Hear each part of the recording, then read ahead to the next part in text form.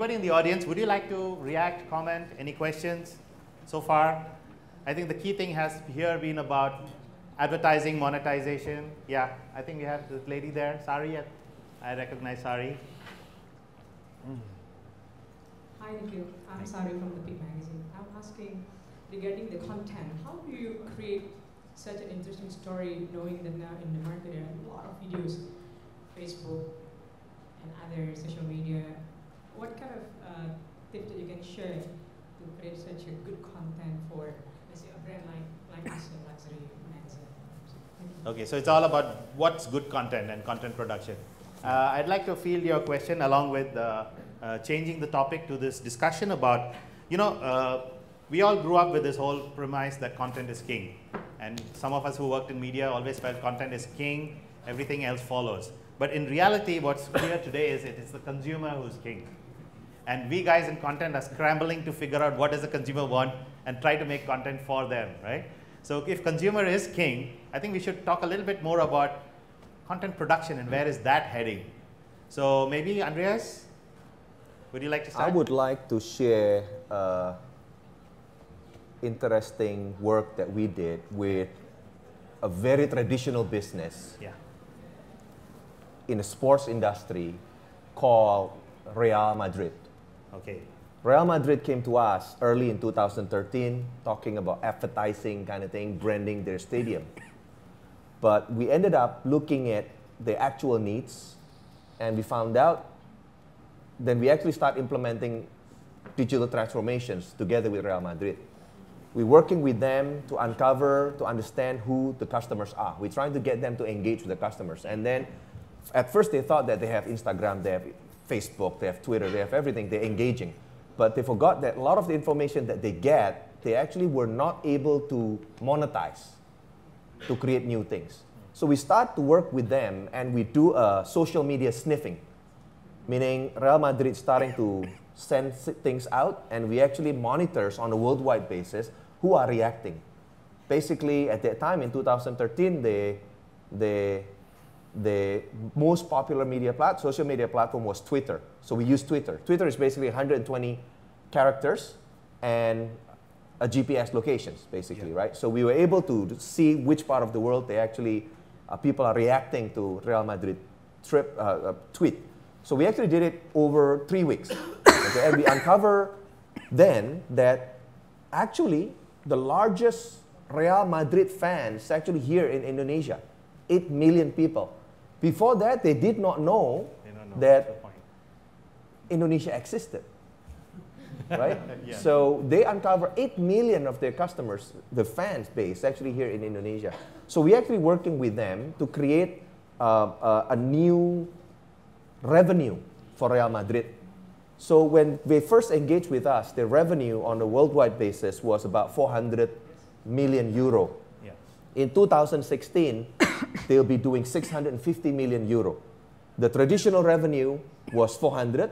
Now, 250 million euro are coming from the new revenue that we work with them. So the content is the same, right? The content is basically the Real Madrid football playing, but the way we package is slightly different.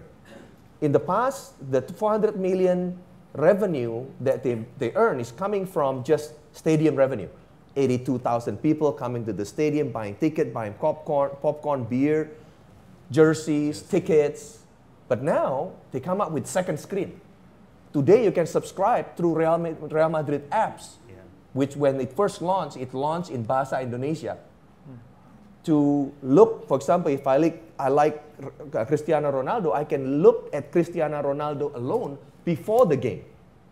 I can listen to what he listened to before he actually walked into the game in the bus. I can tell what kind of bus that he is actually sitting at, which area, and those are streamed directly to the consumer. The consumer is the same, but they are just expanded. Now there are 450 million consumer and fans around the world consuming same thing, but the media is very, very different. So actually, this is an interesting point. There are different ways to skin the content cat. Yeah. Maybe Ilham, what has been your experience? You know, your family has been involved in films and content production related to movies. And what has been your view about how is the content production industry shifting gear in line for digital? Okay, before I give my comment to that, I wanted to say something about why Indonesia, why in my view Indonesia, TV is still the 100,000 pound gorilla, right? And digital is coming, but it's not as fast as in other countries. I think it's because of basically it's a financial issue. I mean, the consumer, if they get something for free, it's free to air. They don't pay for TV, right? So if now they want to have, want to be entertained to the mobile phone, it's going to cost. It has not been budgeted before, will have to be budgeted. And I think that the buying power of Indonesia's population is not, maybe they maybe could afford it, but they have to forego something else, and maybe they're not ready for this. Right? As long as for free is still available, they get it for free. Right? So that would be my take on this. The other thing regarding filmmaking, well, I'm not an expert in this. I mean, I've just witnessed how they make films in Indonesia, and sometimes quite intensively, but still I don't call myself an expert. But what I see is that it's a big industry. Right? I mean, there's lots and lots of people involved, and you can make use of the same talent. It's all about talent in the end and how to organize it. There's lots of talent available in Indonesia. There's a lot of creative ideas. Some of them are actually copies of others from outside Indonesia. There's a lot of production that come from India originally or from other Asian countries. Mm-hmm. It's then sometimes used as is, just translated, or sometimes there's a modification of that by an Indonesian production that happens also. Sure. Nikhil, would you want to, sorry. Yeah, but in Indonesia, this whole topic of entertainment in the industry is a big thing. I mean, there's a lot of, I think it's in line, you were mentioning the topic of the generation, the millennials and the Z generation. I think it sort of responds to expectations as well, because you can be an immediate celebrity. I mean, you post something, you make a sensation, and it goes very quick, right? Yeah. And so it involves a lot of people, and it sort of addresses the aspirations of many to be part of that in Indonesia. So we're talking about actually content that costs a lot of money, like the Real Madrid case, to content that could cost no money because you made it at home, to movies which are like in between somewhere. Where do you see, Nikhil, this industry going for content? Yeah, so I think you made this comment earlier about consumer is king. And I think there are two things that are coming in the way. One is the point Ilham just made, which is I actually don't think this whole infrastructure, I think it's moving. It's moving in the right direction, but that problem can be solved technically, right? You do adaptive bitrate streaming, you use technology to account for wherever there are issues. We have been doing it for 9 years on 2G networks. Yeah. So doing it on patchy 3G and 4G networks is okay. The bigger issue is the cost of the data. Today, every market we have launched in, the number one issue that people bring up is, I thought that the service was free, meant even the cost of data was free. And in a market like Indonesia, a typical View consumer in Indonesia is consuming about 4.5 to 5 gig of data a month, right? So unless the data plans become free, either they become free or more realistically they start bundling in a service like View, which we are doing with some of our telco partners. It is a big cost to the consumer, and that's something they have to think about, right? When it comes to content, and to answer Sari's question, right? Yeah. I think the one of the things that we have seen everywhere happening is this whole advent of originals, right? But the reason originals are getting popular are not because somehow people creating the originals are way better at it than the traditional studios have been. It's because the originals are released day and date. When, for example, when Netflix comes out with a House of Cards or any other program, they put it up right away and you can consume everything in a binge mode, right? Today, if I wanted to watch any movie that's launched from Hollywood on mobile, I cannot watch it in any legitimate way for 3 months at least, maybe a year. So the obvious way that I'm going to have to consume it, if I want it, is go to a pirate site. So today there's a massive amount of consumption that's happening on mobile that's not available to advertisers to advertise against because it's happening on pirate sites, right? So I think the other thing that needs to happen is not only does new types of content have to be created, right, for the mobile, but any content that's created can't have this windowing of, let me put it on in cinema theaters first, then on satellite. TV because rights. While that may be the reason how people make money, that's not what consumers care about.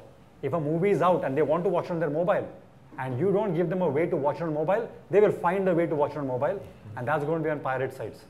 And so, to me, the biggest issue is actually piracy. And that can't be, while there are technology ways to solve it and there are legal ways to solve it, I think the only way to solve it is by providing a better user experience to the consumer than the pirate sites can. Okay. Right? And I think the moment that starts happening, you will see money will start flowing in that direction much faster. So the 100-pound gorilla is not just the free-to-air television stations, it's also the production houses who want to have the sequential release so that they have their monetization covered. Yeah. Because as the networks are getting better, earlier consumers didn't have that option to pirate, right? Easily. They pirate on DVDs, but they had to go out and buy it. Today, in the comfort of your home, a consumer can sit and say, the latest movies come out in Hollywood, next day I can watch it. And in fact, the Google Play and all the app stores make it available very easily. So what does it take? Actually, this can be open to everyone here. Maybe start with Nikhil. What does it take for movies to be made for the first time for mobile? Why does it have to go to a big, like for example, Indonesia classic case, there are only 1,400 screens in the whole country.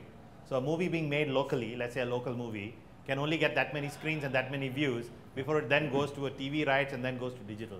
Do you see that on one day when the numbers are there and like what Jemmy is doing, and with Samsung's having all these so many units which are smartphones with good video quality and screens available, do you think it can ever happen that movies would be made for small screen first and not go to the theaters at all? Now, I think there are two things that will happen that I would sort of bet on.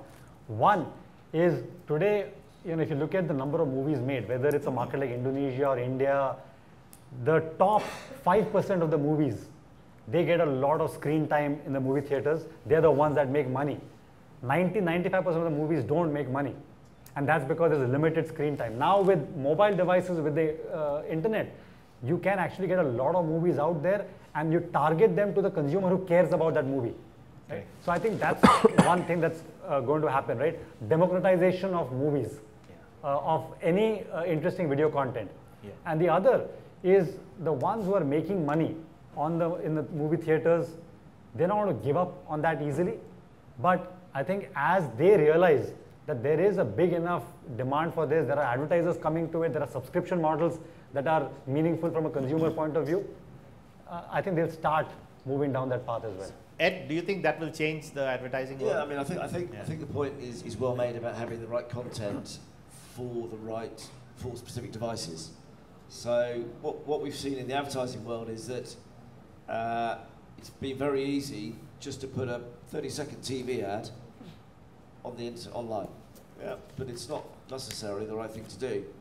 And in fact, in more digitally mature markets, what we're seeing is that agencies are now being briefed to answer with a 5-second mobile ad, because 5 seconds is about the time length, the optimal time length, 5-7 seconds. They're starting from that point and then working backwards towards your 30-second TV ad. So I think it's absolutely critical that we, from an advertising point of view, are getting the right sort of content for the particular medium. Okay. So talking about movies, TV serials and sports, like how Andrea said, are there any other, maybe Feby you can answer, any other kind of content you think is sticky enough for your client base of all the Samsung users? Do you see any other kind of content coming through? I think one thing that we haven't really discussed here, we talk about the videos, it's music. Music is another stream that also can engage consumer with mobile devices. Yeah.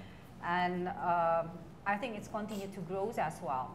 Yeah. But with this discussion, it's very clear that it's actually we can't talk standalone for each industry behind this digital, because it's all collaborations. We need to have the devices, we need to have the content, we need to have the network, we need to have everything to offer it to consumers. So lots of challenge still, and it's very true that sometimes one of the biggest barrier for our consumer is really the money to spend. Money to spend on the data, the money to spend on the content itself. So in the future, we need to find a way how we monetize this, but also still can trigger the, maybe not 100% giving the boundaries to consumers. That's why I think the collaboration between all the industry behind it is very critical.